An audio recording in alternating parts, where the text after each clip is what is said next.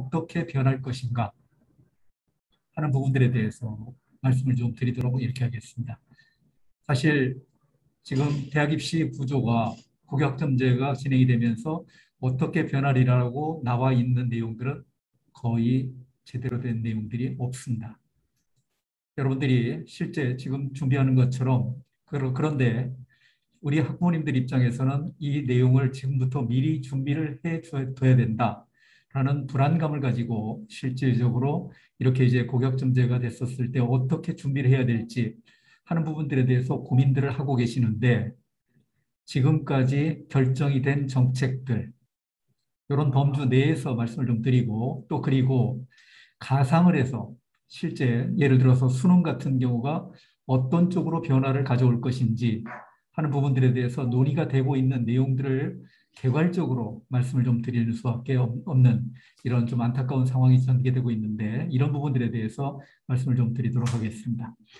PPT 보시면서 설명을 좀 드리도록 하겠습니다. 좀 전에 말씀드린 것처럼 저는 실제 그 고등학교 현직 교사도 했고요. EBS도 강의를 했었고, 수능도 한번 검토를 들어갔었던 이런 기억도 있고요. 한국외국어대학에서 입학사정관 실장으로서 한 10여 년간 실제 학생들 선발에 대해서, 특히 학생부 종합전형에 대해서 선발을 했었던 이런 기억이 있고, 현재는 공공입학사정관으로서 평가에도 직접 관여를 하고 있는 이런 역할을 하고 있습니다. 우리 부모님들이 이런 내용들에 대해서 궁금해하신다 라는 말씀들을 많이 하십니다. 진로, 학점제, 또 그 다음에 입시 준비, 유리한 과목 선택, 당장 이제 얘기가 나오죠. 그 다음에 특목고 폐지 여부, 그 다음에 이 고교학점제를 위해서 중학생들은 어떤 준비들을 어떻게 해야 되는가 하는 부분들에 대해서 우리 부모님들이 상당히 궁금해하시는 이런 내용들이 되고 있습니다. 오늘 이런 부분들을 중심으로 해서 특히 어떤 대학 입시가 가지고 있는 특징들을 가지고 있을까 하는 부분들에 대해서 말씀을 좀 드리도록 하겠습니다. 오늘 제가 말씀드릴 내용은 입시 환경의 변화, 여러 가지 내용들을 이제 이야기할 수 있겠고, 특히 고교학점제가 어떤 제도적인 특징들을 가지고 있는가. 그런데 이 과정을 통해서 우리 부모님들께서 고교학점제가 개괄적으로 어떤 제도적인 특징들을 가지고 있다라는 점들에 대해서는 어느 정도 이해를 하셨기 때문에 이 부분들에 대해서는 좀 비교적 개괄적인, 간단하게 내용을 말씀 좀 드리고, 현행 대학 입시 체제가 가지고 있는 특징들이 어떤 것들이 있고, 또 그다음에 고교학점제에서 이제 평가는 구체적으로 어떻게 할 것인지 하는 내용들, 특히 이제 내신 평가와 관련된 내용들, 그다음에 고교학점제 하에서의 학생부 종합전형은 어떤 양상들을 가질 것인가, 그리고 수능은 어떻게 출제가 될 것인가 하는 부분들에 대해서 논의를 해보는 시간을 가지도록 하겠습니다. 자, 여러분들이 실제 대학 입시를 치르는 데 있어서, 또 그다음에 고등학교 교육을 어떻게 진행이 될 것인가 하는 것들이 혁신교육, 고교교육 혁신 로드맵이라고 한 표로 정리를 해볼 수 있겠습니다. 고교학점제가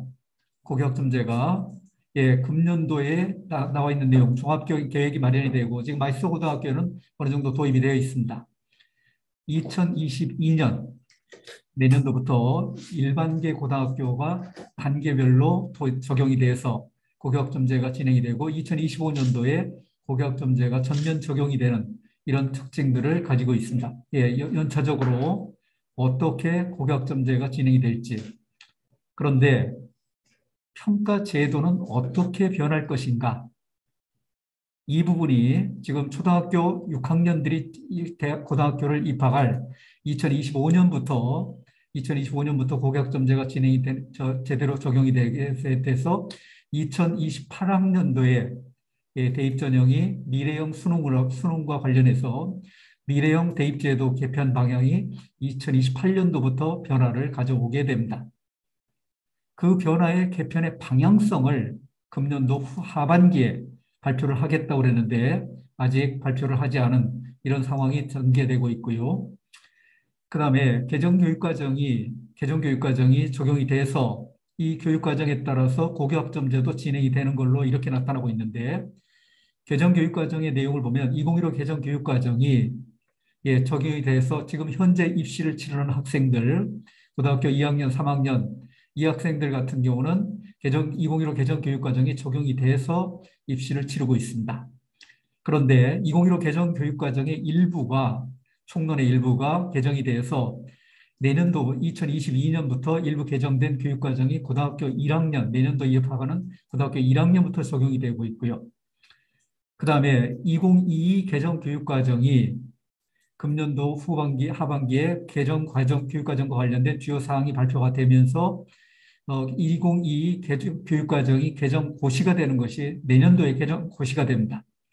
이 내용이 본격적으로 적용이 되는 것은 2025년 고교 학점제의 교육과정으로서 적용이 되는 이런 내용들이 2025년도에 2022 개정 교육과정이 적용이 됩니다. 아울러서 내신 성취평가제, 지금 현재는 일반 그러니까 공통교과와 공통과목과 일반 선택과목, 그다음에 진로 선택과목이 있는데 진로 선택 과목의 성취평가제가 전학년이 적용이 되는 것이 금년도부터입니다. 거기에다가 성취평가 내실화 방안이 마련이 되면서 2025년도에 가면 성취평가제 내실화 방안이 적용이 되는, 즉 공통 과목을 제외한 나머지 선택 과목에 대해서는 성취평가제가 전체적으로 적용이 돼서 나타나는, 즉 절대평가가 평가의 방식으로서 도입이 되는 이런 특징들을 가지고 있다라는 로드맵을 정리해 볼 수 있겠습니다.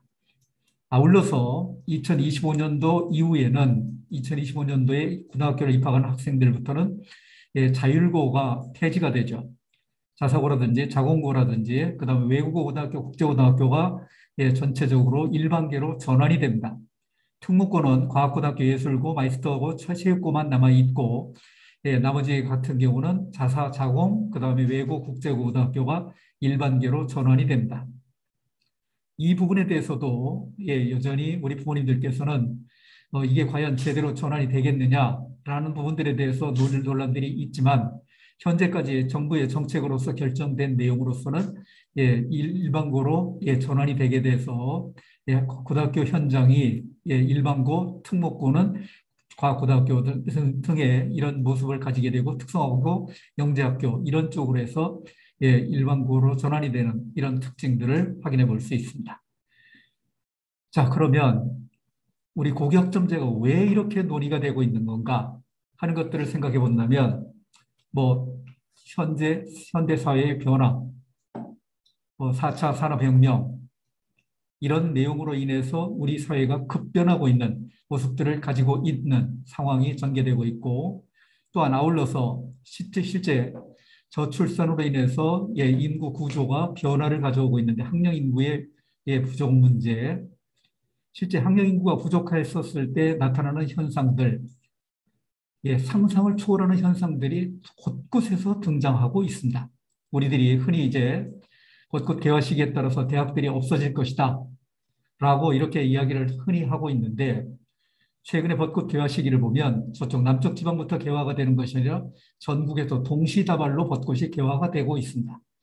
이런 측면에서 생각해 본다면 실제 대학들이 지금 문을 닫아야 될 이런 상황을 맞고 있는 이런 대학들이 전국에서, 특히 수도권에 있는 대학들도 여기에서 예외는 아니다라는 측면들에서 논의들이 상당히 좀 깊게 진행이 되고 있는데, 어쨌든 지금 저출산 문제로 인해서 나타나는 학령 인구 부족 문제, 이 문제는 대학 입시라는 구조와 관련해서 생각해 본다면 상당히 심각한 이런 현상들이 나타날 개연성이 있다라는 측면들도 한번 고려를 해볼 수 있습니다.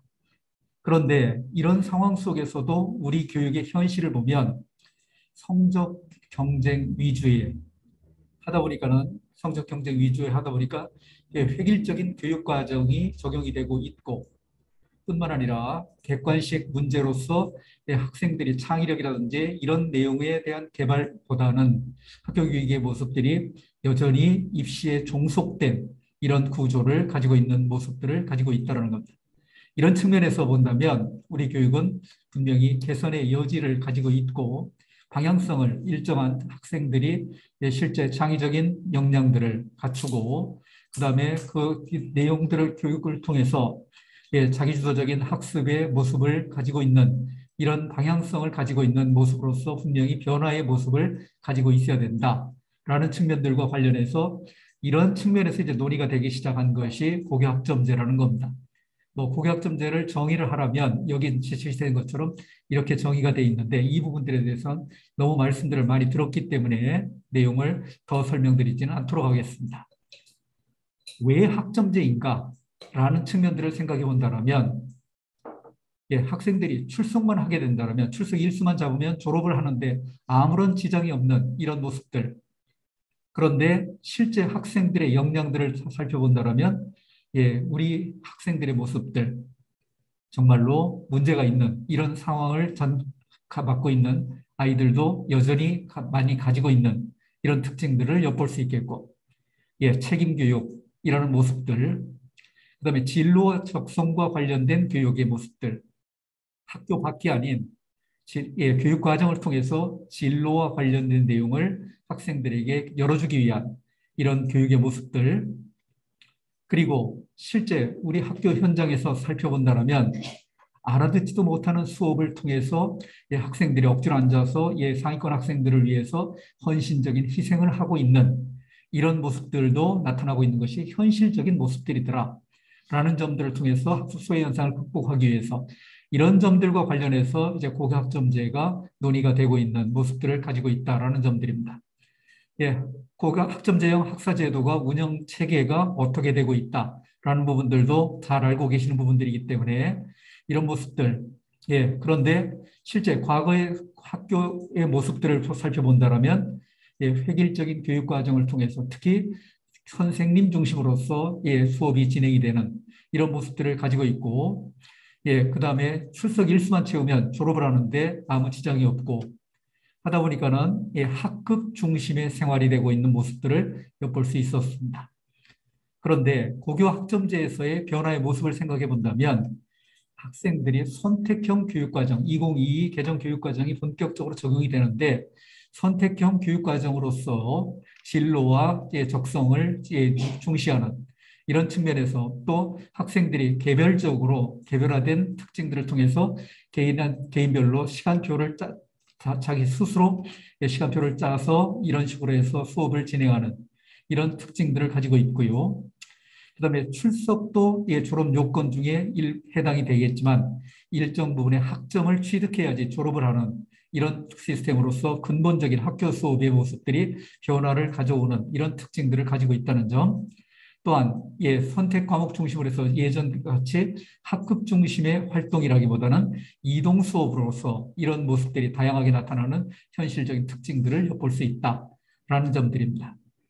그러다 보니까 이제 수업량 기준을 따졌었을 때, 현재 지금 나타나는 특징은 단위 중심의 이런 수업을 이렇게 하고 있는데, 이것이 이제 고교학점제 됐을 때 학점 중심으로서 이렇게 변화를 가져오게 되고, 일일 수업량도 50분을 기준으로 해서 17회, 이것이 1학점이 되는데, 17회는 16회 플러스 1 해가지고 수업량 유연화에 따라서 1이라는 이 1시간을 융통성 있게 진행을 할 수 있도록 이렇게 구조적인 모습을 변화를 가져오고 있고 총 이수학점에 있어서도 학점이 상당히 줄어들게 된다. 학생들의 수업량에 대한 부담을 좀 더 줄이는 이런 특징들이 있는데 지금 현재 나타난 시스템으로 봤었을 때는 교과의 단위가 180단위를 이수하도록 돼 있고 창체가 24단위를 이수해야 되는데 고교학점제가 됐었을 때는 교과에서 174학점이 전개되고 그다음에 창체가 18학점을 이렇게 이수를 하게 되면 전체적으로 학점을 전체 이수한 이런 결과를 가져오게 되는 특징들을 가지고 있습니다. 자, 그래서 교과가 180단위에서 174학점으로 줄어들고, 그 다음에 이제 창체 활동이 자동 봉진이라고 얘기했었죠. 자율활동과 동아리 활동과 봉사활동과 진로 활동으로 나뉘었었는데, 여기 내용을 보면 창체 활동이 진로 탐구 활동, 이 부분에 구학점을 배정을 하게 되는데 진로 탐구 활동이 상당히 창체에서 중요한 이런 부분을 차지하게 되는 특징들을 가지고 있다라는 점들도 확인해 볼 수 있을 것 같고, 동아리 자치 활동 등 여기에서 이제 봉사 활동은 여기서 다른 항목으로서 특정하게 지칭을 하기보다는 다른 이 활동의 내용으로 포함이 돼서 나타나게 되고, 동아리 자치 등의 활동의 구학점이 전개돼서 창체 활동을 진행하도록 돼 있는 이런 특징들을 가지고 있다는 겁니다. 자, 그런데 우리 부모님들께서 지금 이제 고교학점제가 단계별로 이행이 됐었을 때 로드맵이 어떻게 되느냐 하는 것들, 이 부분들은 다 잘 알고 계시는 부분들입니다. 실제 입시와 관련해서 지금 이제 가장 우리 부모님들께서 궁금하시는 내용들이 어떤 입시를 치르게 될 것인가 하는 부분들에 대한 내용입니다. 자, 금년도 8월 23일 날 고교학점제 단계적 적용 방안에 대해서 교육부에서 발표를 하게 됩니다. 고교학점제 단계적 적용에 대해서 발표를 했는데 그 내용에 의하면 2023년도부터 현 중학교 2학년부터 단계적으로 적용을 하기 시작해서 전면적인 적용이 되는 것이 현 초등학교 6학년이 고등학교를 입학하는 2025년에 이렇게 전면적인 적용이 돼서 나타난다라고 이렇게 로드맵이 제시가 되어 있습니다. 그런데 평가제도, 내신과 관련된 내용 평가입니다. 학교 교육과 관련된 평가는 어떻게 변하고 있는가? 지금 중학교 2학년, 중학교 1학년들이 치를 이런 입시에 있어서는 현행 내신 평가 제도가 그대로 적용이 돼서 평가를 받고 하게 된다는 겁니다. 즉, 공통 과목과 일반 선택과 진로 선택 과목이 있는데 진로 선택 과목이 성취평가제가 적용이 됩니다. 공통 과목과 일반 선택 과목은 성취평가제가 진행이 되면서 등급이 함께 기록이 됩니다. 하다 보니까는 대학에서 내신과 관련된 평가를 할 때 대학에서 또 내신 중심으로 평가를 하고 있는 학생부 교과 전형 같은 경우에 있어서는 등급이 함께 기록이 되어 있기 때문에 등급을 기준으로 해서 평가를 직접적으로 반영하는 이런 특징들이 있고, 진로 선택 과목은 성취평가제를 반영을 하고 있는데 이 성취평가를 한 진로 선택 과목에 대해서는 각 대학에서 독자적으로 자기 나름대로 이 방식 어떻게 반영을 할 것인가 하는 것들은 독자적인 방식을 통해서 제시를 하고 있습니다. 그런 측면에서 등급과 성취평가의 내용이 성취평가제의 등급이 함께 반영이 되는 이런 평가 방식을, 내신 평가 방식을 적용을 해서 하는 것이 중학교 2학년, 1학년의 평가 방식이라면, 학점제가 적용이 되는 초등학교 6학년부터는 모든 과목이, 물론 공통 과목은 그대로 남아 있습니다. 공통 과목은 등급이 함께 제시가 되는데 공통 과목을 공부하는 시간은 1학년밖에 공부하는 시간이 없죠. 그래서 공통 과목은 9등급이 병기가 되고 있지만 나머지 선택 과목은 모든 선택 과목이 성취평가, 절대평가가 도입이 된다는 겁니다. 그런 측면에서 중학교 2학년부터 2023년도부터 고교학점제가 단계적으로 적용이 되기 때문에 학교 교육은 분명히 변화를 가져오고 있는데, 내신의 평가는 1학년, 중학교 1학년, 2학년들은 내신의 평가는 현행 내신 제도에 의해서 평가를 받고 있고, 초등학교 6학년이 적용이 되는 2025년부터는 다른 평가 방식을 이렇게 가지고 있다라는 점들이고요. 대입제도도 현행 대입제도가 그대로 적용이 됩니다. 여기는. 학교 교육은 고교학점제로 분명히 단계적으로 적용이 돼서 변화를 가져오고 있는데 대입제도는 현행 제도가 유지가 되고 있고 2025년부터 미래형 대입제도가 도입이 된다는 겁니다. 이런 괴리 현상, 그다음에 고교학점제가 고교학점을 기반으로 수업을 진행하는 모습들이 이때부터 나타나는데 여기에는 고교학점제가 이제 전면 적용이 돼서 나타나는 수업의 모습들을 확인해 볼 수 있다는 겁니다. 이렇게 지금 중학교 1학년, 2학년이 적용이 되는, 고교학점제가 적용이 되는 모습을 가지고 있지만 입시 제도라는 측면에서는 여전히 예전과 같은 방식으로서 평가를 받고 있기 때문에 이런 측면에서 우리 학생들이 조금 어려움을 겪을 가능성이 있다. 하다 보니까 학교에서 학생들이 과목을 선택하는 데 있어서 예를 들어서 진로 적성과 관련해서 자신이 좋아하는 과목들, 좋아하는 공부에 대해서 본격적으로 매달리기보다는 수능에서 유리한 과목들을 선택을 하는 현상들이 여전히 이 학년에, 2023년, 24년에는 나타날 개연성도 있다라는 측면들과 관련해서 우리가 괴리현상 이런 것들을 엿볼 수 있겠습니다. 고교학점제가 단계별로 이행 계획에 대해서 좀 자세하게 여기서 이제 서술을 하고 있습니다. 2015 개정 교육과정이 총론 부분이 개정이 된다겠죠, 내년도에. 그 다음에 2022 개정 교육과정의 주요 내용들이 2025년부터 적용이 된다는 점. 그리고 이제 공동교육과정이라든지 학교 교육과 관련된 지침이 정비가 되는 모습들도 가지고 있는 특징들이 2021년 금년도까지 학점제 기반이 마련이 되고 있고, 내년도에는 고교학점제 운영체제로 전환이 됩니다. 특히 연구 선도학교가 확대가 되면서 거의 고교학점제 체제로 본격적인 전환이 된다는 점. 그리고 성취평가제 내실화를 지원하게 되면서 2023년 4년도에 제도의 단계적 적용이 되면서 나타나는 특징들, 이런 것들도 간단하게 정리해 볼 수 있겠습니다. 자, 그러면 구체적으로 이제 지금 현행 입시 제도와 그다음에 고교 학점제가 됐었을 때 입시 제도가 어떤 변화의 모습을 가지고 올 수 있을지 하는 부분들에 대해서 생각을 해보죠. 현행 대입 체계는 4+2 체계입니다. 대학에서 전형을 설계를 할 때 수시 모집의 틀은 4가지 전형의 틀을 벗어나지 못하도록 하고 있고, 정시는 2가지 틀을 기본적으로 지키도록 이렇게 하고 있는 것이 현재 대입 전형 체계의 표준화된 이런 모습입니다. 수시 모집은 대개 이제 학생부 위주의 전형과 논술 위주, 실기 실적 위주의 전형으로 나뉘게 되는데, 학생부 중심의 전형에서는 교과 전형, 내신 성적 중심으로 해서 선발하는 전형이 됩니다.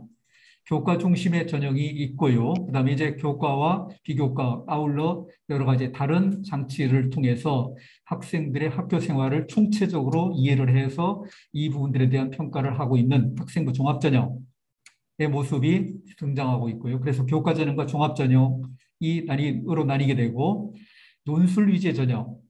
그런데 논술 위주의 전형은 최근에 나타나는 특징들이 각 대학에서 선발 인원을 계속적으로 줄여가고 있는 이런 특징들을 가지고 있습니다. 특히 논술 위주의 전형을 실시하지 않는 이런 대학들도 있죠. 이런 대학들, 서울대학이라든지 이런 대학들이 논술 전형에 실시를 하지 않고 있는데, 어쨌든 논술 전형의 비중은 계속적으로 축소가 되는 이런 트렌드들을 가지고 있는데, 이 부분들은 앞으로 계속적으로 나타날 현상으로서 논술 위주의 전형은 비중이 줄어든다. 그다음에 실기 실적 위주의 전형, 먼저 특기자 전형을 생각해 볼 수 있겠죠. 예체능 실기 실적 위주도 있고 특기자 전형도 있는데, 예를 들어서 인문계 어학 특기자, 자연계 수학과학 특기자 전형이 있는데, 특기자 전형 같은 경우는 실질적으로 대학에서 선발을 웬만큼 안 했으면 하는 교육부의 의도에 따라서 특기자 전형은 거의 없어지고 있는 이런 트렌드들을 가지고 있습니다. 그러면 수시 모집에서 남아있는 전형은 논술 위주의 전형이 일부 남아있긴 하지만은 교과 전형과 종합 전형 중심으로 해서 수시 모집에서 선발을 하고 있는 이런 구조를 가지고 있고, 정시 모집은 실기 실적 위주의 전형이 있지만 일부 학생들에게만 해당되는 전형이고, 정시 모집은 수능 위주의 전형, 그러니까 수능 이외에 뭐 내신이라는 요소를 반영하기도 하지만 실제 선발되는 내용들을 본다면 수능 중심의 전형으로서 수능 중심으로 선발하는 이런 전형이 수능 위주의 전형입니다.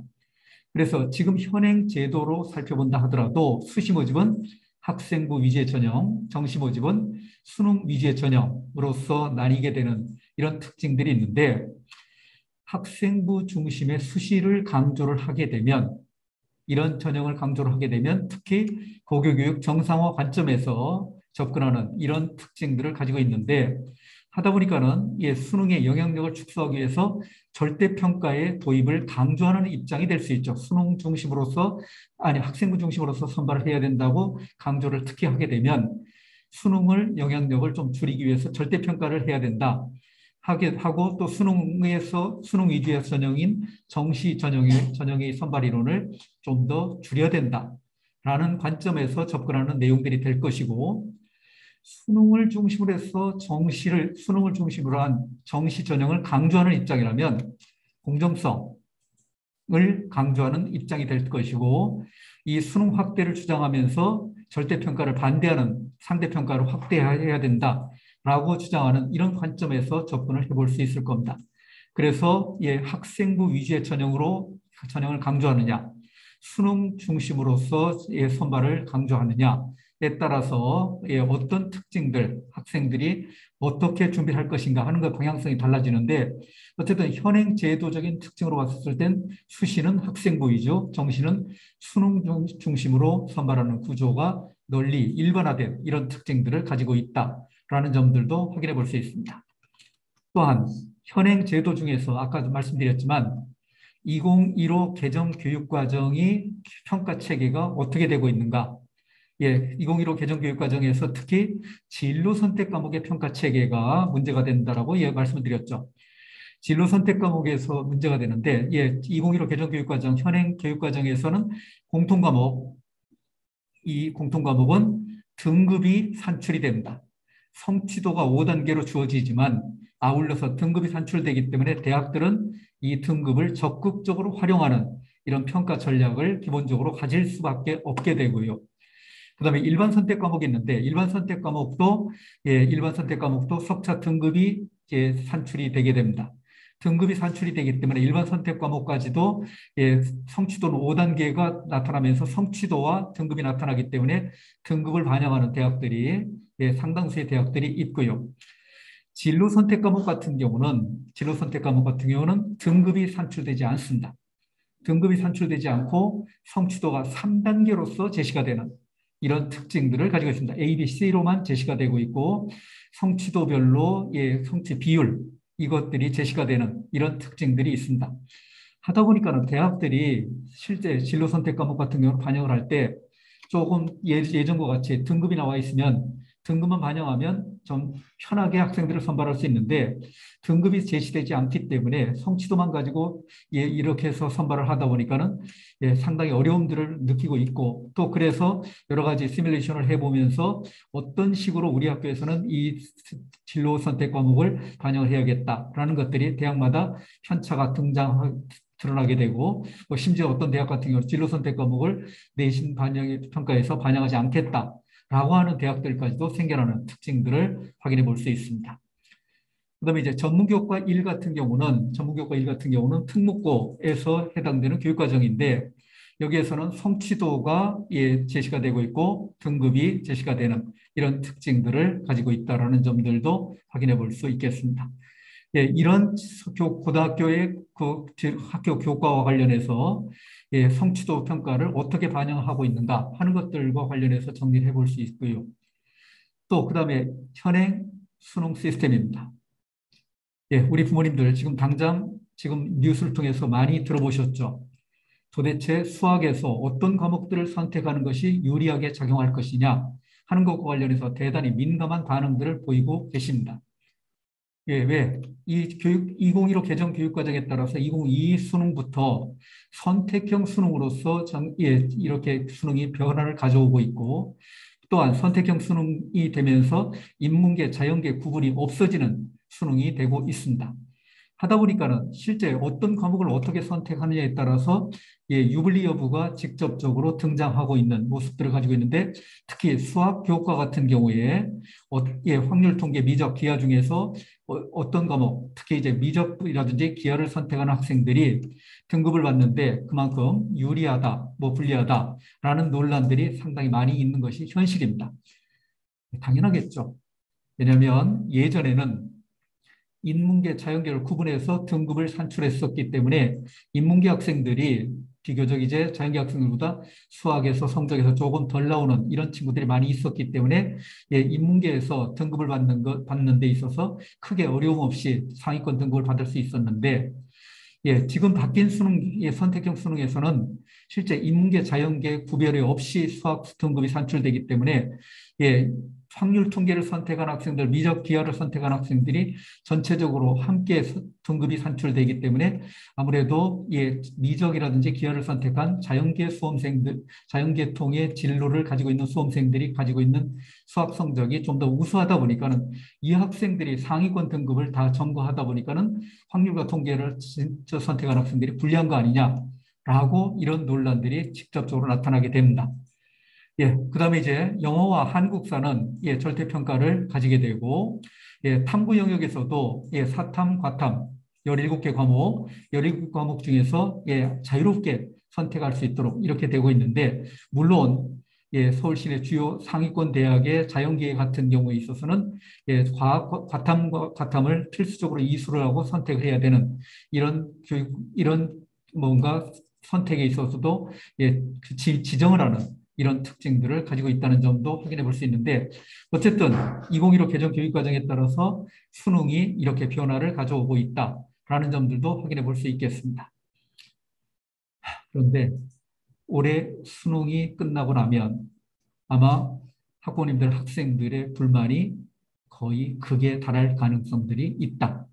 왜냐하면 유불리 여부에 따라서 똑같은 성적을 받았음에도 어떤 학생들은 똑같은 성적을 받았음에도 불구하고 유불리 여부에 따라서 성적 편차가 상당히 벌어지는 이런 일들도 나타나게 될 것인데, 이 부분들에 대해서 학부모님들이나 학생들이 제대로 수긍을 하겠느냐라는 논란들도 있는데, 어쨌든 금년도 수능을 치르고 났었을 때 나타날 수 있는 여러 가지 특징들도 조심스럽게 한번 지켜봐야 될 이런 부분들 중에 하나가 아닌가라는 생각을 해볼 수 있겠습니다.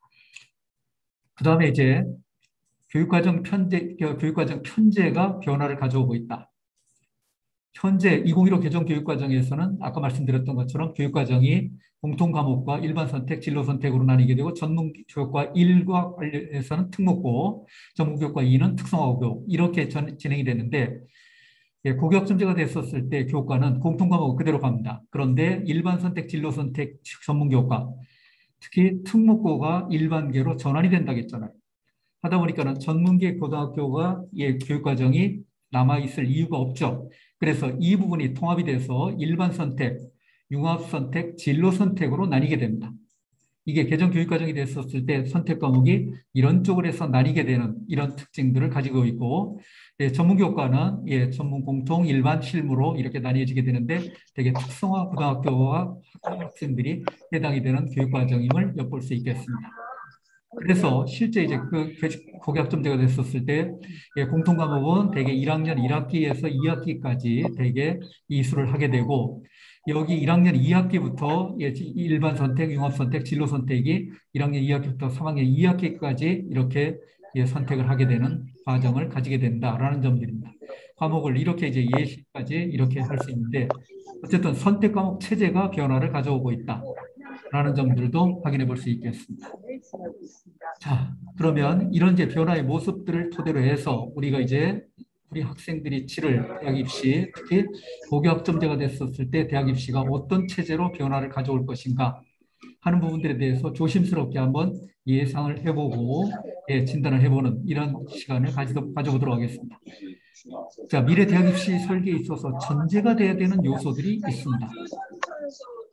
미래형 인재 육성, 그리고 교육의 기본 방향과 연계, 교육과정 이수 중심으로서 준비가 가능한, 교육과정을 통해서 특히 준비가 가능한 신뢰성과 공정성 요구에 부합하는 이런 내용들이 전제가 되어야 될 겁니다. 뭐 누구나 다 아실 수 있는 내용들입니다. 그런데 문제는 이겁니다. 학교 교육, 고교학점제가 됐을 때 학교 교육의 모습, 이것과 대학 입시, 이것들이 충돌이 되는 모습들을 가지고 있을 수 있다는 거죠. 왜냐하면 학교 교육이 고교학점제가 됐었을 때 학생들의 진로 적성에 따라서 자발적인 선택 과목 중심으로서 공부를 하게 된다면 여기에 부합되는 대학 입시의 모습들이 진행이 돼야 될 겁니다. 그런데 현행 대학 입시의 모습을 살펴본다면 어떤 모습입니까? 수능 중심의 정시 위주의 정시의 수능 중심의 전형의 비율이 일정 부분, 특히 서울시내 주요 16개 대학은 수능 중심의 비율을 40% 이상으로 맞춰야 된다라고까지 거의 강제적인 규정으로서 제시가 되고 있는 이런 특징들이 있습니다. 현행 대입의 구조로 봤었을 때 수능이 비중이 상당히 많이 나타나는 이런 특징들이 있는데, 그런데 여기에 따라서 학교 교육은 고교학점제의 모습을 가지게 된다면 이런 것들이 상충된 이런 결과를 가져오고 있다. 그러다 보니까는 실제 고교학점제가 제대로 안착이 될 수 있겠느냐라고 해서 자꾸 여기에 대해서 문제를 제기하는 이런 논란들이 여전히 나타나고 있는 이런 특징들을 가지고 있다는 겁니다. 예, 그러면 우리들이 이제 이 수능과 대입제도 개편과 관련해서 정부 관계자의 말들을 이 정리를 한번 해볼 필요가 있다라는 겁니다. 예, 여기에서 미래형 수능과 개편 논의에 대해서 교육부 장관님께서 말씀을 하시게 되고요.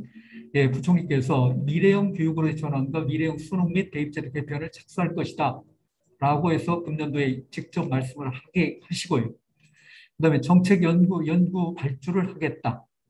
예, 대입 정책이 가지고 있는 문제점들 분석을 해보고 미래형 대입 제도에 포함될 내용들이 어떤 것들이 있을지 하는 부분들에 대해서 정책 연구를 발주를 하겠다. 그래서 지난 2월 달에 이미 이런 내용들을 발표를 하게 되고, 예, 학생부 종합전형 추진 계획을 발표를 하고, 또 그다음에 최근에 지난 9월 8일 날 국가교육회의에서 입시와 관련해서 이런 권고안을 교육부에 권고안을 제시합니다.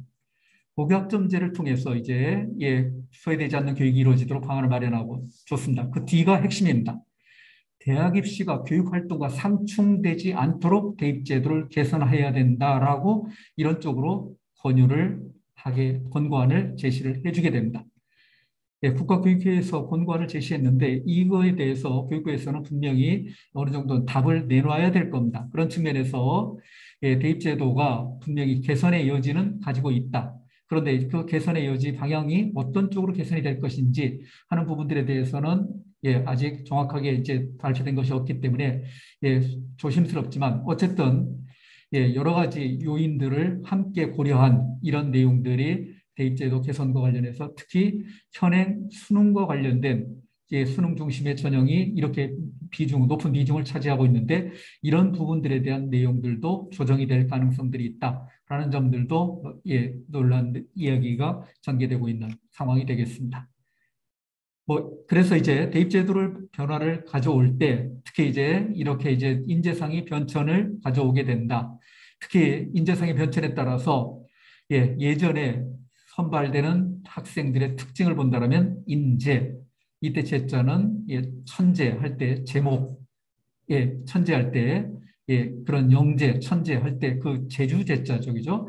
똑똑한 사람을 선발하는데 이런 데 초점을 맞췄다면 앞으로 미래 사회에서의 학생들 선발의 기본적인 원칙은 똑똑하면서도 쓸모 있는 인재, 제목이라는 거죠. 그죠? 이런 인재를 선발해야 되는 이런 특징들을 가지고 있는데 하다 보니까 예전에 가지고 있는 특징으로 봤을 때 능력입니다. 능력 중심의 선발이라면 능력에다가 자기관리라든지 실행력인 역량까지도 함께 포함되는 역량 중심의 평가를 해야 되는 것이 본질이 아니냐라는 측면들과 관련해서 논의가 되고 있고요.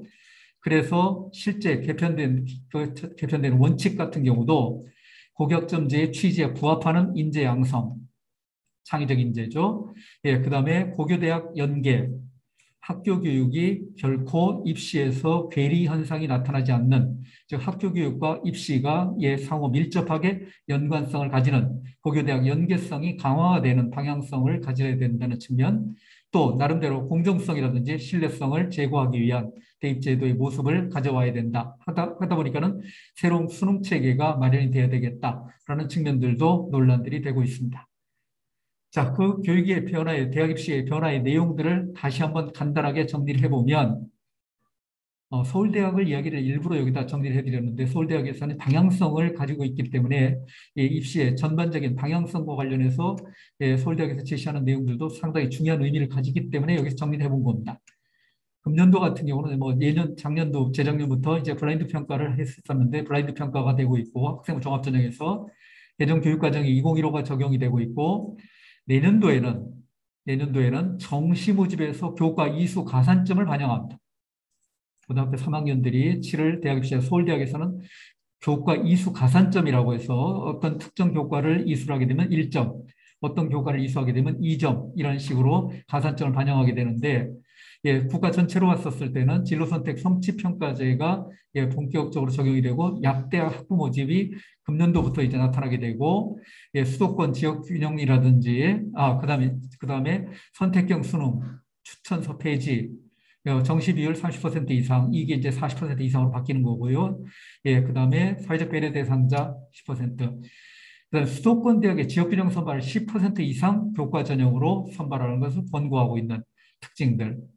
예, 이것이 이제 금년도 고등학교 3학년들이 치를 입시에 있어서 변화의 가장 주된 방향성이 되는데, 고등학교 2학년들이 치를 입시에 있어서는 예, 교과 평가가 적용이 되는 예, 학교 생활 기록부에 통해서 교과 역량이라든지 내신 등급이라든지 그다음에 실제 세부능력 및 특기 사항을 통해서 드러나 있는 역량들, 이런 것들이 교과 평가가 적용이 돼서 정시에서 반영이 된다라는 특징들이 있고, 서울대학이 제시가 되고 있고, 예, 그다음에 16개 서울 시내 주요 16개 대학은 정시 40% 이상 비율을 맞춰야 된다라는 것들이 적용이 본격적으로 적용이 되고, 고등학교 1학년들이 치를 입시에서는 공정성 강화 방안이 전개가 됩니다.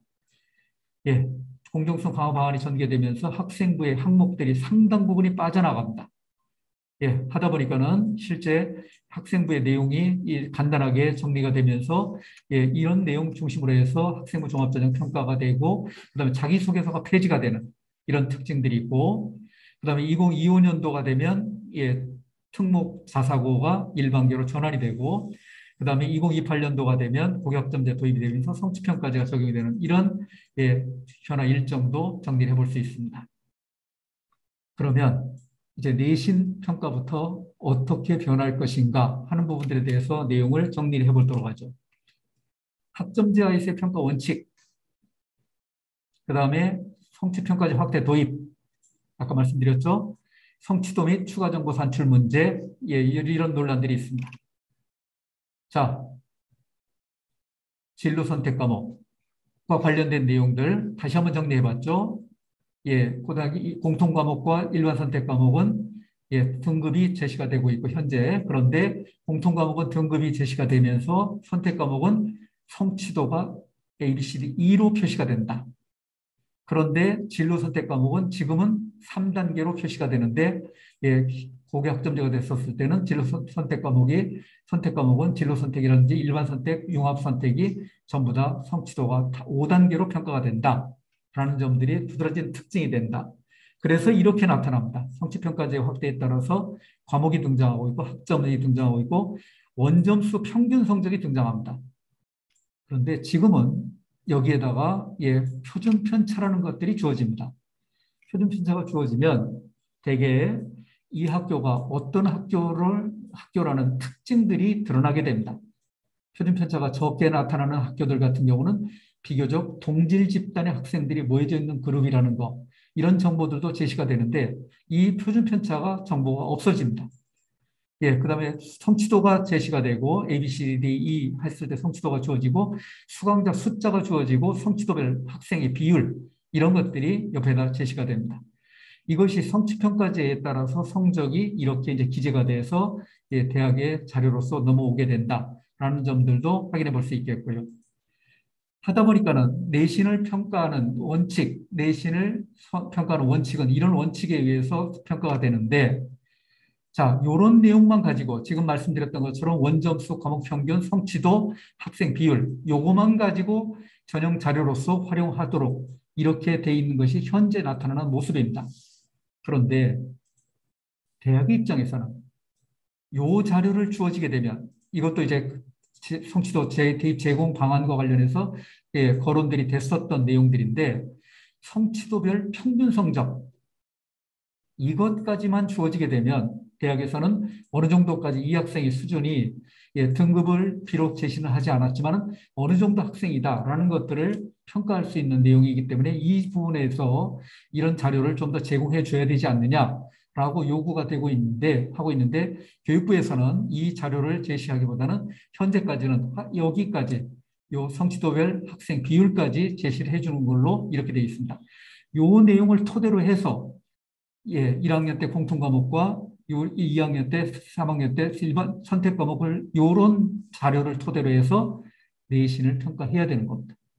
이런 특징들을 가지고 있다라는 겁니다. 그래서 예를 들어서 이제 이렇게 되는 1학년 1학기 때 28학점, 2학년 때 2학기부터 3학년 2학기까지 이런 학점들을 이렇게 이제 과목별로 돼 있었을 때 예, 전 과목 성취도를 대학에서 반영을 하는 1학년 때는 물론 공통 과목은 등급도 반영을 하면서 이러한 시스템들이 이제 대학에서 구상을 해서 설계를 해서 등장을 할 가능성. 자, 그러면 결국 내신 평가에서 가장 중요한 것은 뭡니까? 성취도.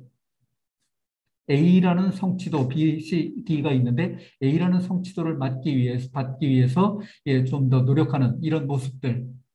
어쨌든 성취도가 가장 중요한 평가의 도구로서 제시가 되고 있다라는 점들도 생각해 볼 수 있겠고요. 수능은 어떠냐? 예, 일반 선택 과목 내의 출제, 예, 공통 과목과 일반 선택 과목 내의 출제가 거론이 되고 있고 서술형, 논술형 수능 개편 좀 이따 한번 논의를 한번 생각해 보죠. 이런 부분들에 대한 내용들이 거론이 될 가능성이 있다라는 점들이고요. 그다음에 대입 제도라는 측면에서는 학생부 위주의 전형. 그런데 학생부 위주의 전형이 지금과 같은 시스템으로서는 평가를 하는 데 있어서는 일정 부분 좀 한계를 가질 수밖에 없다. 왜냐하면 학교 생활기록부 반영 항목들이 줄어들고 있다고 말씀드렸잖아요. 생활기록부 항목들이 줄어들고 있기 때문에 이 항목들을 가지고 지금과 같은 평가 체제를 가지고 있다면 조금은 문제가 있을 수 있다. 그런 측면에서 학생부 위주 전형을 재설계를 해둬야 될 필요가 있지 않느냐라는 측면들, 그 다음에 수시에서 수능 활용을 최소화해서 수능 최저 기준을 적용을 최소화해야 되는 것이 아니냐라는 논의들도 있고요. 예, 수능 위주의 비율이 적정하냐라는 부분들과 관련해서 대입 제도와 관련해서도 논의들을 직접적으로 해야 되는 이런 특징들을 가지고 있다는 겁니다. 그러다 보니까 실제 이제 내신 평가에서 평가 방식의 문제들, 이거는 근본적으로 고교 학점제가 됐었을 때 평가 방식은 근본적으로 이 방식밖에 할 게 없다는 거죠. 예를 들어서 현행 평가는 과목별 평가죠.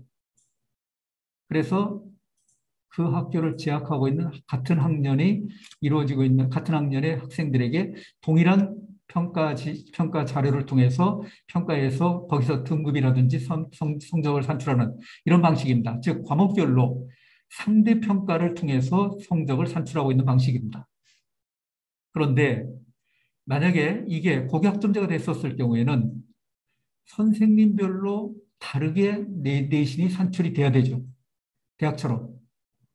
선생님별로 다르게 산출이 돼야 되고, 그 다음에 하다 보니까는 예, 동일하게 상대 평가로 했었을 때는 선생님별로 유불리 여부가 나타날 가능성이 있기 때문에 절대 평가 방식으로서 산출할 수밖에 없다는 거죠. 그래서 고교학점제가 됐을 때는 교사별 절대 평가가 기본적으로 제시가 될 수밖에 없다. 그래서 예를 들어서 수학을 A 교사가 가르친 반이 1에서 3반이고 B 교사가 이렇게 되고 C 교사가 이렇게 됐다라면 동일한 과목이라도 가르치는 내용이 다를 수가 있죠. 선생님에 따라서. 예, 교사가 정한 절대적인 기준에 따라서 평가를 할 수밖에 없기 때문에 예, 그다음에 자신이 가르친 과목은 자신이 평가하게 되기 때문에 교사별 평가하고 절대 평가로 될 수밖에 없는 이런 구조를 가지고 있다라는 점들이 예, 내신 평가에서 근본적으로 달라질 수 있는 이런 내용들이다라는 점들을 생각해 볼 수 있습니다. 그래서 경쟁 위주의 상대평가에서 개인의 성취 정도에 따라서 성취평가제가 확대가 될 가능성이 있다. 특히 내신 성취평가가 대입에 반영이 되는 모습을 본다면 진로 선택 과목의 성취도를 전형 자료로서 제공을 할 거다. 지금 제공하고 있다. 그런데 표준편차 등급 미제공이 된다. 라는 점들이 대학에서 이제 전형을 설계할 때 가장 핵심적으로 이 부분을 어떻게 보완을 해서 예, 학생들의 차별화된 역량을 발굴해낼 것인가 하는 부분들에 대해서 이제 고민을 해둬야 되는 이런 상황이 전개되고 있다. 성취평가제는 어떤 특징들을 가지고 있는 건가 하는 것들 다 잘 아시는 내용들입니다. 예, 상대평가가 아니라 실제 일정한 성취 기준을 정하고 교사가 일정한 성취 기준을 정하고 그 성취 기준에 도달한 정도를 가지고 A, B, C, D, E로 나누어서 성취도를 부여하는 이런 방식입니다. 성취 기준이라는 것은 내용적인 측면과 행동적인 측면, 학생들이 구체적으로 학습해야 될 학습의 내용과 그다음에 학생들이 구체적으로 보여줄 수 있는 행동 특성, 행동이라는 것들을 함께 포괄하는 이런 특징도 있기 때문에 그런 측면에서 본다면 성취 기준이라는 것은 단순하게 여기 학습 내용 이것뿐만 아니라 학생들이 보여주는 구체적인 활동의 내용들까지 즉 과정 중심의 평가가 기본적으로 될 수밖에 없는 이런 구조를 가지고 있다. 라는 특징들. 그래서 성취 수준을 이렇게 이제 정할 수 있죠. A라는 수준은 90% 이상 매우 우수한 수준, 80% 이상 우수한 수준, 뭐 이런 식으로 해서 이제 성취 수준을 정한 다음에 여기에 따라서 절대평가를 통해서 학생들의 역량에 따라서 성취도를 부여하는 방식으로서 제시가 될 거다. 성취도. 그런데 문제는 뭡니까? 어떤 학교에서는 성취도가 일정 부분 교사가 제시한 성취도에 따라서 성취 기준에 따라서 이 기준에 도달하는 학생들의 비율이 대단히 높게 나타나는 학교들도 있을 수 있죠. 소위 말해서 상위권 학생들이 모여져 있는 그룹에서 나타나는 이런 특징들은 성취도가 대단히 높은 비율을 차지할 가능성도 있죠. 했었을 때 또 일부 학교에서는 성적 부풀리기 이럴 가능성도 나타난다는 점도 생각해 볼 수 있겠죠. 그래서 이제 이런 성적 부풀리기라든지 하는 것들을 근본적으로 방지하기 위해서 이제 어떤 대책들 같은 것들도 고민을 해야 될 겁니다. 대학에서도 이 부분에 대해서 고민을 해야 될 거고 고등학교 현장에서도 이 부풀리기에 대해서 나타나지 않도록 하는 제도적인 장치들을 분명히 제시를 해줘야 될 거다라는 점들도 생각해 볼 수 있겠고요. 자, 그다음에 수능은 어떻게 될 거냐? 고교 선택 교육과정에서 선택과 그다음에 수능 선택 과목의 연계성이 낮을 수밖에 없는 특징들이 가지고 있죠. 수능 과목의 변경에 따라서 계열별 과목 지정 여부가 문제가 된다. 뭔 말이냐? 도대체 수능 과목을 계열별로 지정을 하게 되면 교육과정은 자연스럽게 문과, 이과로 구분이 될 거고 개정교육과정의 취지가 훼손이 될 거다라는 겁니다. 그럼에도 불구하고 수능 과목이 변경에 따라서 계열별로 지정을 하는 대학들도 나타날 것이다. 라는 점들도 생각해 볼 수 있어요. 계열 구분 없이 지원 가능한 대학은 모집 중심의 대학. 그러니까 학생들을 모집해야 되는데 모든 역량을 기울여야 되는 대학들이 있죠. 지방에서의 지방대학들 중심으로 해서 특히 이제 이런 특징들이 나타나는 대학들은 계열 구분 없이 지원하도록 이렇게 할 거고 또 모집 또는 선발되는 대학들 중에서 일부 대학 같은 경우는 일부 과목에다 가산점을 부여하는 방식도 주어지게 될 거고 선발 중심의 대학들 아직까지 여유가 좀 있는 대학들이죠. 계열별 응시 및 반영 과목은 필수 과목을 지정할 수 있는 예를 들어서 자연계 학생들에게 미적이라든지 기하라든지 바텀에서 몇 과목을 지정하는 방식들을 가지고 있는 특징들을 엿볼 수 있다는 겁니다. 그런 측면에서 이제 고교 학생들의 평가와 대입 제도의 변화에 대해서 쟁점들에 대해서도 이야기를 할 수 있는데 이 부분들은 뭐 충분히 말씀드렸던 내용인데 자, 그러면 고교학점제가 됐었을 때 대입 전형의 방향성이 어떤 쪽으로 이제 전개가 될 가능성이 있는가 하는 것들을 생각해 보도록 하죠. 지금 현재 대학 입시 구조는 수시와 정시의 구조로 있고 수시 모집은 학생부 위주의 전형이 중심이 되고 있고 정시는 수능 위주의 전형이 중심이 되고 있다. 아까 말씀드렸습니다. 그런데 개정교육과정이 2012 교육과정이 적용이 되는 고교학점제가 되는 2025년이 됐었을 때 자, 학생부에서 이런 요소들 이거는 정량평가의 요소들을 가지고 있죠. 특히 그런데 교과 성적이라는 부분에 대해서 지금까지는 교과 성적이라는 부분이 정량적인 평가 요소로서의 상당히 중요한 기능을 했었다면 고교학점제가 됐었을 때 절대평가가 됐었을 때 나타날 수 있는 점들이 교과 성적이 정량평가적인 요소가 많이 좀 희석이 될 개연성이 충분히 있죠. 하다 보니까는 실제 그런데 학생부 종합전형에서는 이 정량적인 수치를 정성적으로 해석하는 전형이죠. 그래서 정성적으로 해석하는 데 있어서 수치를 정성적으로 해석을 하면서 특히 교과 활동 중심의 특히 교과 세부 능력 및 특기 사항 중심으로서 평가의 초점이 놓여져 있는, 아울러서 수상이라든지 창체라든지 독서활동이라든지 종합 의견란에 나와 있는 이런 내용들까지도 정성적, 질적, 종합적, 맥락적 평가를 하는 것이 학생부 종합전형의 특징이라는 겁니다. 그러다 보니까는 실제 정량적인 요소가 상당히 희석이 된 이런 특징을 가지고 있는 교과 성적이라는 요소를 생각해 본다면 교과 전형이라는 부분이 대학에서 평가를 할 때 교과 전형이라는 부분에 대해서 조금은 이 부분에 대해서 강조를 하지 않을 가능성들도 있다. 왜냐하면 실제 정량적인 요소가 많이 등장을 하지 않는데 이거를 그렇게 정량적으로 평가할 가능성, 이거보다는 이런 내용들까지도 아울러서 종합적인, 그러면서 정성적 평가를 해야 될 필요가 느끼게 된다. 하다 보니까는 교과 전형과 종합 전형의 성격이 상당히 희석이 돼서 비슷한 양상을 가져올 가능성이 있다. 교과 전형의 종합화 가능성이 나타나고 있다는 겁니다.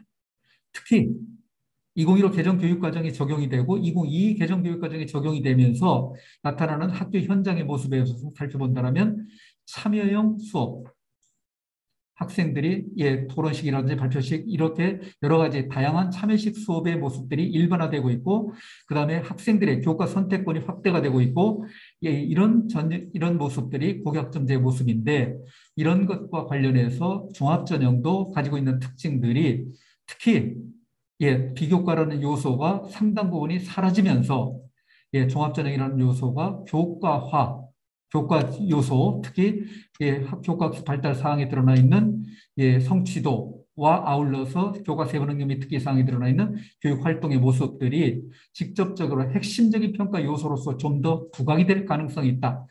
종합전형의 교과화 하다 보니까는 여기서 이제 나타나는 현상들이 학점제형 학생부 전형 또는 학점제형 학생부 종합전형이라는 명칭으로서 양상이 변화될 가능성이 있다라는 점들도 확인해 볼 수 있겠습니다.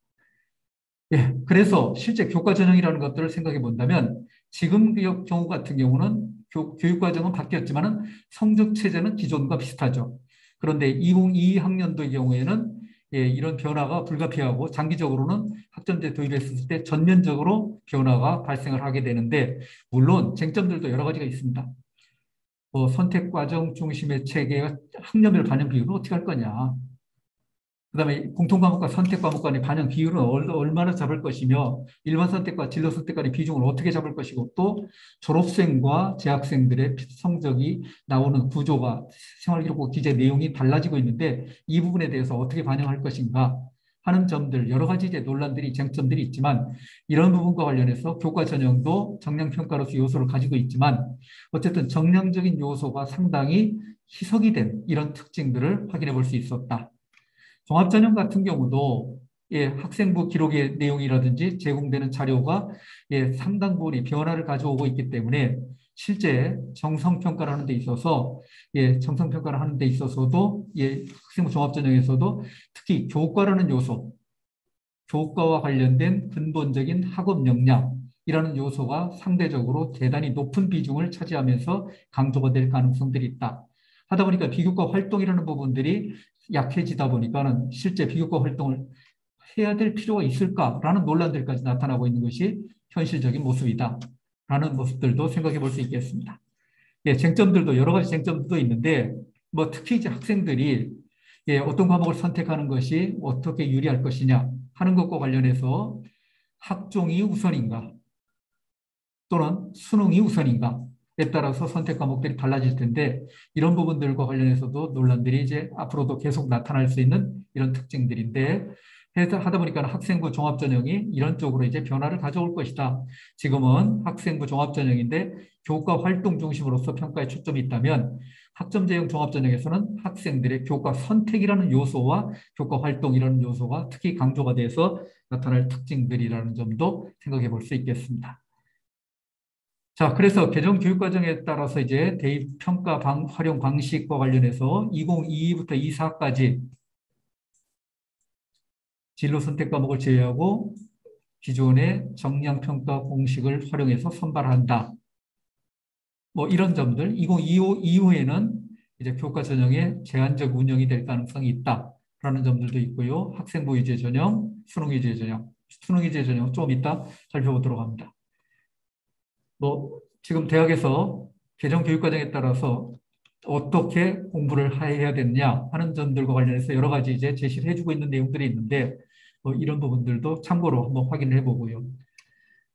그 다음에 또 대입제도를 예상을 해보고 대입제도가 어떻게 변화의 모습을 가지고 오느냐에 따라서 특히 지금 고등학교 3학년, 2학년, 1학년들과 관련해서는 이 공정성 강화 방안이라는 것이 절대적인 위치를 차지하고 있는 이런 특징들을 가지고 있기 때문에 이 부분에 대해서도 어느 정도 정리를 해 두셔야 되죠.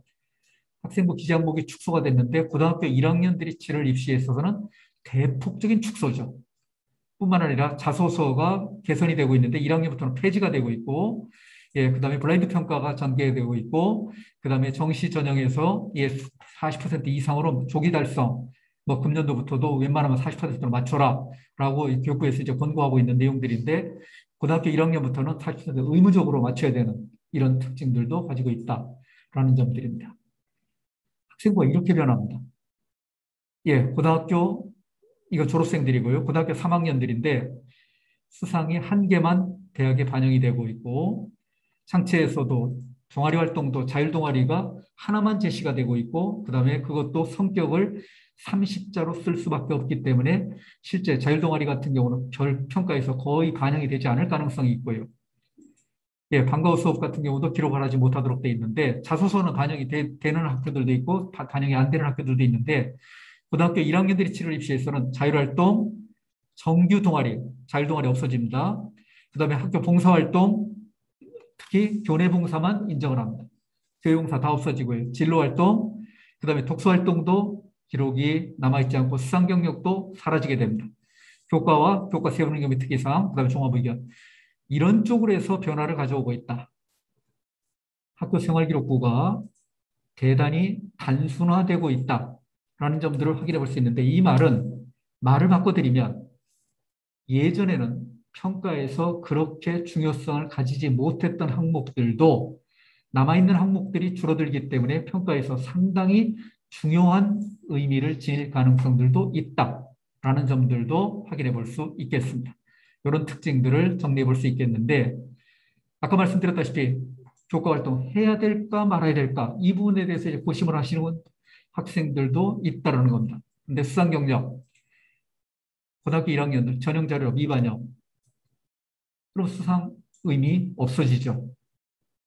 자율활동 이 부분은 예전에는 자율활동의 의미가 별로 그렇게 중요하게 다뤄지지 않았었는데 앞으로 개편될 내용에 의하면 창의 주제활동이라든지 자치 적응활동인데 창의 주제활동 같은 경우가 상당히 중요한 역량을 가질 가능성이 있다. 특히 탐구 역량 이 부분을 살펴보는 데 있어서 상당히 중요한 내용 요소를 가질 가능성이 있다라는 점들. 그다음에 이제 동아리 활동 같은 경우는 자율 동아리가 대학에서 반영되지 않는 특징이 있기 때문에 정규 동아리 중심으로 해서 학생들이 가지고 있는 좋아하는 분야, 좋아하는 과목, 좋아하는 내용과 관련해서 즉 전공과 관련돼서 공부를 구체적으로 동아리 활동을 통해서 어떤 노력들을 어떻게 하고 있는지 하는 부분들에 대해서 판단할 가능성이 있고 개인 봉사 활동 실적이 미반영되기 때문에 학교 봉사만 성실하게 참여를 하면 전혀 문제가 없는 이런 특징들도 가지고 있고 진로 활동 진로 활동도 진로 희망 사항도 없어지게 되고 진로 활동의 내용은 진로와 관련된 고민의 깊이를 엿볼 수 있는 활동들의 내용들이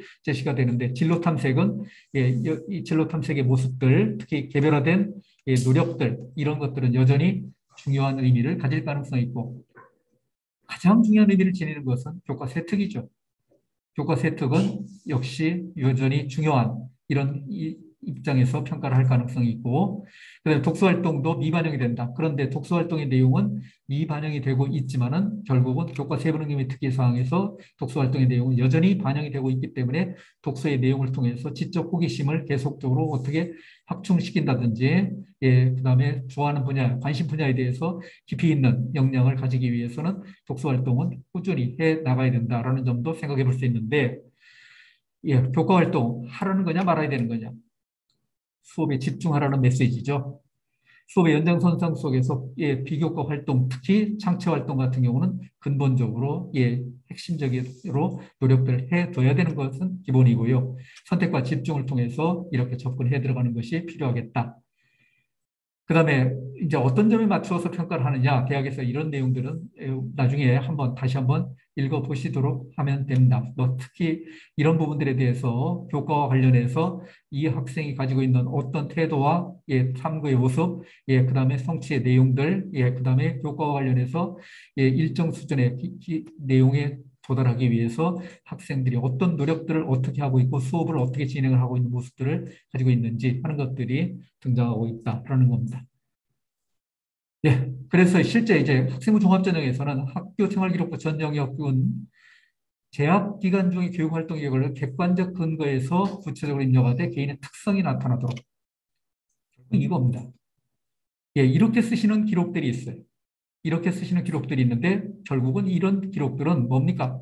학교 공통의 내용들이죠. 학생 개인의 노력에 대한 모습들이 전혀 드러나 있지 않았었을 때 예, 평가자들은 여기에서 정보를 얻지 못하는데 실제 개별화된 노력들이 구체적으로 어떻게 드러나 있는가 하는 것들을 예, 기록했었을 때 이런 노력의 모습들을 구체적으로 평가에서 반영을 하게 된다.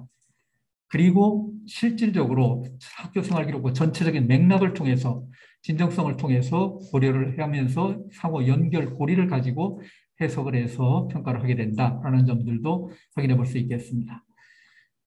아울러서 이 내용, 학생부 종합전형에서 이 내용은 반드시 정리를 해 두셔야 된다. 어느 대학이든지 평가의 기본적인 매뉴얼들이 있습니다. 근데 대학의 평가 매뉴얼 중에서 어느 대학이든지 기본적으로 이런 매뉴얼 내용은 반드시 포함이 되어 있습니다. 수업을 통해 무엇을 배웠고 그 결과 어떤 역량을 갖추게 되었는가 하는 내용을 다시 한번 정리를 해보면 수업, 학교 교육과정을 바탕으로 해서 이루어지죠. 이거는 고교의 역할입니다. 그래서 고등학교에서는 다양한 선택 과목들을 개설하고 과목 특성에 맞게 충실하게 수업을 운영을 하고 있는데 해야 되는데 이런 내용을 바탕으로 해서 무엇을 배웠고 결과 무엇을 배웠고 자기 주도적인 진로 설계를 통해서 이거 학생이 해야 될 역할이죠. 학생이 해야 될 역할인데 예, 특히 희망 진로에 맞게 적극적으로 선택 과목을 예, 선택을 하고 다양한 활동을 통해서 진로 역량을 갖추는 주도적인 자세를 가지고 있었는지 하는 것들에 대한 평가를 통해서 어떤 역량을 갖추게 되었는가 학업과 전공 역량의 우수한 학생들을 선발하는 전형이 학생부 종합전형이다라는 점들도 확인해 볼 수 있습니다. 선택 과목 정말 중요합니다. 하다 보니까는 실제 그런데 어떤 경우에는 학교에서 개설이 되지 않아서 기하 과목이 개설이 되지 않아서 선택을 하지 못한 학생들이 있는데 이 학생들에게 불이익을 준다든지 하는 경우는 없어야겠죠. 예, 이렇게 이런 학생들의 그런데 무조건 이런 학생들에 대해서 메리트를 준다든지 하는 방식은 또 가지지 않습니다. 이 학생에서 왜 이 과목이 개설이 되지 않았을까? 개설이 되지 않았었을 때 이 학생은 어떤 식으로 이 부분에 대해서 보완하기 위한 노력들을 했는가 하는 부분들에 대해서도까지도 확인해 볼 수 있는데 이런 점들을 통해서 선택 과목을 평가를 하게 된다라는 점들도 확인해 볼 수 있는데 예, 결국 선택권이 보장이 되고 위기에 맞게 실질적 교육과정 운영하면서 스스로 역량을 갖추기 위한 노력들을 어떻게 하고 있는가 하는 것들 예를 들어서 학교가 이 수과목을 지정한 A 학생과 학생이 나름대로 자발적인 의지에 의해서 선택을 했었을 때, 주도적인 선택 과정이 있었을 때, 이 학생이 이 학생보다도 예, 기본적으로 선택 과목은 뭐 단순하게 이렇게 선택했다고 해서 의미를 가지는 건 아니지만 실제 이렇게 자기 주도적인 선택을 했었을 때 의지를 가지고 선택을 해서 공부를 하는 모습들이 구체적으로 노력하는 모습들이 등장한다면 예, 좀 더 의미가 있게 평가하는 모습들을 가지고 있다는 점도 생각해 볼 수 있을 것 같고요. 진로 선택에 대해서도 이런 내용들도 확인해 볼 수 있을 겁니다. 특히 학교 현장의 모습이 변화를 가져오고 있다는 겁니다. 자, 지금 이제 우리가 첫 번째 지금 말씀드린 제도적인 특징과 관련해서 학생부 종합전형 중심으로서 평가가 무게중심이 아무래도 많이 변할 것 같다라는 부분들에 대해 말씀을 좀 드렸는데 이 내용을 준비하는 데 있어서 가장 기본적인 전제가 되는 것은 누가 뭐라 해도 학교 수업입니다. 예, 학교 수업의 중요성. 예, 수업이 변화를 가져왔어요. 예, 예전과 같이 일방적으로 전달하는 강의식 전달식 수업이 아니라 학생들이 참여할 수 있고 또 그다음에 실제 교육과정을 선생님께서 재구성을 해서 참여할 수 있고 이런 수업의 모습을 통해서 특히 평가의 모습들도 과정 중심의 평가라든지 수행평가라든지 하는 것들을 통해서 평가의 모습들도 변하고 있고 이런 내용들을 학교생활기록부에 구체적으로 선생님께서 기록을 해주시면은 이 부분을 토대로 해서 평가자들은 학생의 역량을 근본적인 역량을 판단해서 평가를 하는 이런 방식을 가지고 있다라는 점들도 확인해 볼 수 있겠습니다. 자, 아울러서 수능, 대입제도 개편과 관련해서 수시 정시 개편 이 부분도 지금 논의가 되고 있는 걸로 알고 있습니다. 대학에서 이제 평가를 할 대입 장치를 둘 때 수시와 정시를 통합해야 된다는 움직임들도 최근에 논의가 되고 있는 걸로 이렇게 알고 있습니다. 어쨌든 수시 정시 통합과 관련된 문제도 논의가 되고 있고 또는 수시와 정시가 분리가 돼서 이렇게 실시한다 하더라도 어쨌든 정시 모집과 관련해서 수능 중심의 모집 비율이 과연 타당하느냐 하는 것과 관련해서도 논란들이 되고 있고 또 그다음에 실제 선택형 수능이 고교 선택 교과 학점제가 돼서 선택형으로 이렇게 됐었을 때 어느 범위까지 수능 출제 범위로 할 거냐 또 수능 최저 기준을 어느 범위까지 적용할 거냐와 관련해서도 논란들이 되고 있는 이런 점들도 확인해 볼 수 있습니다. 자, 그런데 이런 모든 내용을 결정을 하는 데 있어서는 결국은 미래형 수능과 관련해서는 수능이 어떤 역할을 할 것인가 하는 것들이 가장 중요한 기준들이 된다는 겁니다. 기본적으로 학력평가의 도구로서의 가치를 강조할 것이냐 아니면 정시의 대표적인 전형 요소로서 강조할 것이냐와 관련해서 논란들이 되고 있는데 예를 들어서 기본적인 학력평가의 도구로서 수능을 얘기한다면 절대평가, 도입이 논의가 될 수 있죠. 자격고사화 문제도 논의가 될 수 있을 겁니다. 뿐만 아니라 실제 정시의 대표적인 전형 요소로서 이제 수능의 역할을 강조를 한다라면 특히 논서 수령 절대평가와 아울러서 논서 수령을 도입을 해야 된다는 논의들도 나타나고 있다는 겁니다.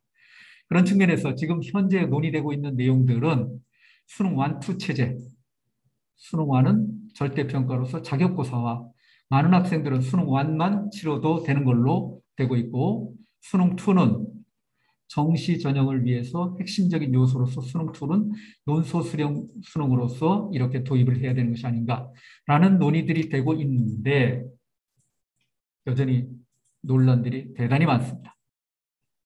학교교육과 대입 전형의 일체화, 현재는 어쨌든 엇갈리는 이런 특징들을 가지고 있다는 겁니다. 객관식 수능이라는 것이 미래 학교 교육의 걸림돌로 보는 관점들이 일정 부분 나타나고 있기 때문에 이런 측면에서 논란들이 전개되고 있고요. 그 다음에 가장 큰 논란은 지금 논서 수령 도입 방식에 대해서 논서 수령 도입을 할 거냐 말 거냐라는 부분에 대해서 교과에다가 논술 문항을 추가하는 방안도 있고요.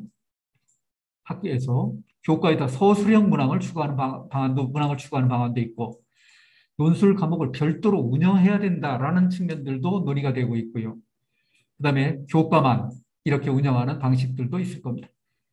그리고 더군다나 논술형 도입했을 때 채점 누가 할 거냐? 국가 주도 채점을 할 거냐? 지원 대학에서 선지원 후시험 이런 쪽으로 해서 대학에서 채점할 거냐? 가장 심각한 문제 중에 하나는 논술형이 도입됐었을 때 사교육 시장 또 팽창할 가능성들이 있다, 폭발할 가능성이 있기 때문에 과연 이 부분에 대해서 감당할 수 있겠느냐라는 논란들이 있을 수 있다는 겁니다. 그런 측면에서 지금까지 논의가 됐었던 내용, 이 내용은 실제 교육과정평가원에서 연구자들이 함께 제시를 했었던 연구에서 발표했었던 내용을 한번 요약을 해본 겁니다. 그런데 이런 시스템으로 갈 수 있다라는 것도 요약을 해본 건데 예를 들어서 과목의 편제에 따라서 이제 이건 아까 말씀드렸던 교육 학점제가 됐었을 때 과목의 편제가 이렇게 나타나고 수능 1, 2로 됐었을 때 수능 1은 1, 2학년 시절에 볼 수 있다. 또 대부분의 학생들이 여기 수능 1은 기본적으로 치를 것이다. 절대평가다. 그래서 절대평가를 주어지게 되고 대학에서는 일단 수시 같은 경우는 최저학력 기준을 이것들을 통해서 기본적인 학력을 평가를 할 수 있는 도구로서 가치를 가지고 있지 않냐라는 측면들도 논의가 되고 수시 전형 자료로서 활용하고 정시에서 일부에서 활용할 수도 있지만 수시 전형 자료로서 수능1을 활용할 수 있는 이런 시스템도 가질 수 있지 않냐.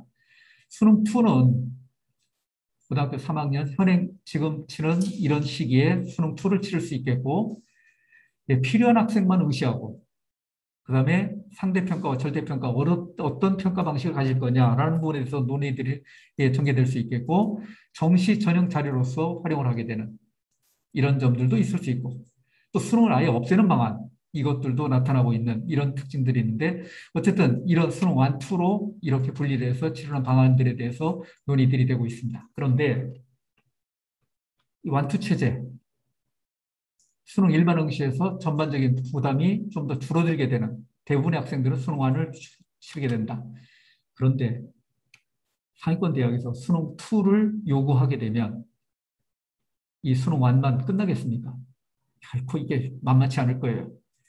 예, 그다음에 수능 1의 절대평가를 통해 기본적인 학력을 점검한 자격고사 문제, 그다음에 수능 2를 모집 단위에 특화된 학생들을 선발할 가능성이 있다라는 점들도 나타날 수 있는데 예, 장점이 이런 것들이 있지만 사실은 문제점들이 더 많습니다. 수능2 응시에 따라서 유불리 문제로서 심리적 혼란이 예상되죠. 예, 수능의 비중 강화로서 학교 교육이 수능에 종속될 가능성이 크기 때문에 또 예전의 논리로 돌아갈 가능성도 있다는 거고요. 예, 응시 시기가 달라서 3년 내내 수능 준비하다 끝날 이렇게 연성돼 있고 수능2를 상대평가로 유지하게 되면 학점제가 시행되더라도 예, 교과 선택을 크게 제한할 거고 이런 과목 중심으로 해서 선택이 나타날 가능성들도 있다. 이게 현재까지 논의된 내용들입니다. 예, 이런 내용들이 논의가 됐었는데 어떤 쪽으로 갈지 금년도 하반기쯤에서 일단 방향성을 모색을 하고 방향성을 제시해 준다고 했으니까 이거는 이제 초등학교 6학년들이 치를 2028 입시 이때부터 예, 적용이 되는 내용이니까 지켜볼 이런 부분들이 아닌가라는 생각을 해볼 수 있겠습니다. 자, 지금까지 말씀드렸던 내용을 요약적으로 다시 한번 정리를 해보면 예, 학생부 중심의 대입제도가 보완이 돼야 될 것이다. 학생부 위주 전형이 유지가 되고 예, 개선이 될 가능성이 있다라는 것들은 충분히 예상을 할 수 있는 내용들이고 예, 하다 보니까는 실제 학교 생활기록부가 지금 현재 같은 생활기록부의 내용으로 평가를 했었을 때 여러 가지 제약 조건들이 있기 때문에 학교 생활기록부가 개선이 돼야 된다라는 점들도 논의가 될 수 있겠고요. 그다음에 고등학교 때 예, 망친 학생들, 예, 패자 부활전이 없을 가능성이 있기 때문에 이런 학생들에게도 기회를 줘야 되는 것이 아닌가라는 측면들과 관련해서 제도 보완과 관련해서 또 학점 제형, 종합 전형의 개선의 모습들도 등장을 해야 되는 이런 특징들도 확인해 볼 수 있을 것 같고요. 수능 제도도 개선이 돼야 된다라는 점들도 확인해 볼 수 있습니다. 절대평가로 전환될 거냐? 교과형 수능에서 역량형 수능으로 전환이 돼야 된다.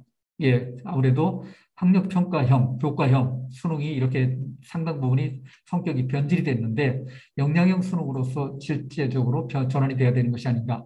그다음에 논소수령 수능이 도입된다고 했었을 때 이런 것들을 나타낼 수 있는 문제점들이 있기 때문에 과연 이 부분이 도입이 될 수 있겠느냐라는 부분들, 그다음에 계층 사다리로서의 대입 제도가 가지고 있는 특징들, 특히 학종평가에서 성장의 환경들 이런 것들도 반영이 되지 않는 이런 모습들도 가지고 있기 때문에 이런 모습들도 개선의 여지가 있지 않느냐. 그다음에 저소득층에게 불리하지 않는 전형 요소들도 개발이 충분히 돼야 되는 이런 제도와 관련된 내용들 예, 충분히 고민을 할 수 있겠습니다. 고교학점제 관련해서 입학사정관 입장에서 바람이 있다면 정말로 학교 교육이 제대로 예, 유불리 여부 이걸 따지기 전에 앞서서 순수한 호기심, 적성, 흥미, 관심 이런 내용들 중심으로 해서 교과를 선택하고 이런 것들을 통해서 충실하게 학교 교육 과정을 통해서 학생들의 역량이 길러지기를 바라는 모습들을 예, 정말 간곡하게 바람을 가지고 있습니다. 김연아 중계방송할 때 SBS하고 MBC의 태도가 다르더라고요. 그래서 재미있는 이런 현상이 있던데 SBS에서는 가산점을 얘기하는데 MBC, 미국 MBC에서는 나비의 날개짓, 이런 감상을 하더라고요. SBS는 난이도, 경쟁에서 유리하대요. 우리의 모습을 그대로 반영을 하고 있죠. 예, 하늘에서 내려와서 뒤를 잃고 서성이는 한 마리 나비 같은 모습. 금메달, 이것만을 강조합니다. 감사합니다. 신이시여. 이렇게 감상을 하고 있는 모습들이 다르게 되는데 우리 교육의 모습들도 근본적으로 이런 모습들의 변화를 가져와야 되지 않는가라는 측면들도 생각해 볼 수 있겠습니다. 대입제도가 가지고 있는 학생들에게 친화적인 모습들, 학교 친화적인 모습들, 이런 모습들도 변화를 가져와야 된다라고 해서 수학 공식을 글자로 만들어 봤습니다. 이런 글자가 완성이 되더라고요. 학교 교육의 모습들이 이렇게 본질로 제대로 돌아가서 그런 모습들을 평가를 해서 학생들의 역량을 제대로 반영을 한 대입제도의 변화, 이런 것들이 궁극적으로 보람직한 모습들이 아닌가라는 점들을 생각해 볼 수 있습니다. 우리 부모님들께서 지금 내용을 들어보면서 무엇인가 결론이 있을 가능성이 있다라고 이렇게 생각하시고 들으셨다면 오늘 한 시간은 의미가 별로 없는 시간이 되셨으리라고 생각이 됩니다. 그런데 일정한 이런 제도가 이런 특징으로 미루어서 이런 제도적인 방향성을 가지고 있겠구나라는 점들을 어느 정도 추론을 해볼 수 있겠고, 자, 그다음에 아까 모두의 질문의 내용들 중에서 가장 핵심적인 내용이 어떻게 준비를 해야 되느냐, 어떤 준비들을 해야 되느냐 하는데 기본적으로 가장 기본적인 준비 내용은 결국은 학교 수업과 관련된 내용에서 모든 무게 중심을 놓고 출발을 해야 된다는 점들을 확인을 해보셨을 겁니다. 이런 점들을 토대로 해서 준비를 한다면 대입 전형에서 결코 낙오자가 되지 않고 그다음에 핵심적인 위치를 차지하면서 우리 학생이 원하는 대학, 원하는 학과에서 공부를 마음껏 할 수 있는 기회를 가질 수 있으리라고 확신합니다. 이런 내용들까지 말씀을 좀 드리고요. 질문 혹시 있으시면 질문과 관련된 내용에 대해서 답변을 드리도록 하겠습니다. 여기 지금 이런 질문이 있는데요. 고교 문제가 바뀌면서 과목 개설부터 평가까지 역량에 따라서 학생 평가가 너무 달라지지 않을까요? 교사의 역량이라는 것들도 중요한 부분을 차지할 수 있겠지만 실제 학생들의 역량, 학생들의 개인적인 활동의 모습 이런 부분들이 훨씬 더 중요하게 주체적인 모습을 차지할 가능성이 있기 때문에 이렇게 선생님의 역량, 특히 학생부 기재 역량과 관련해서 이제 말씀을 하시고 싶어하는 이런 부분일 것 같은데 이 부분들이 어느 정도는 그 학생들이 실질적으로 교육 활동하는 모습들을 반영을 해서 이런 부분들이 또 그다음에 이런 것들이 생활기록부에 구현이 되기 때문에 예전보다 특히 선생님의 역량이라는 것이 차지하는 비중은 좀 더 낮아질 가능성이 있다라는 점들도 말씀을 좀 드릴 수 있겠고요. 거점 학교로 가는 것이 유리한지 유불리 여부. 어떤 학교도 유리하고 불리한 특징들을 다 가지고 있다는 겁니다. 거점 학교로 갔었을 때는 고교학점제 시스템이 빨리 적용이 될 수 있는 특징들이 있기 때문에 이런 부분들을 진학을 해서 공부를 하는 것들도 방법이 될 수 있겠고요. 또는 거점 학교 아니라 하더라도 나름대로 시스템이 이제 2023년부터는 단계별로 적용이 되기 때문에 실질적으로 그렇게 큰 편차가 날 가능성은 많지 않습니다. 이런 부분들. 그다음에 예, 경기도 내년부터 고교학점제 전면 시행이 맞죠? 예, 맞습니다. 또 내용이 어떤 것들이 있나요?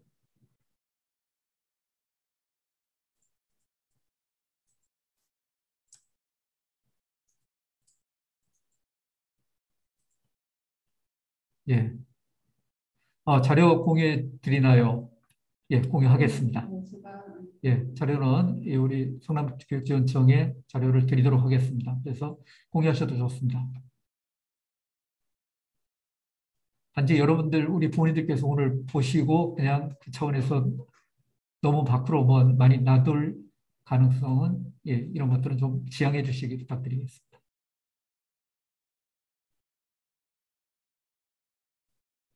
또 어떤 질문 있으신가요?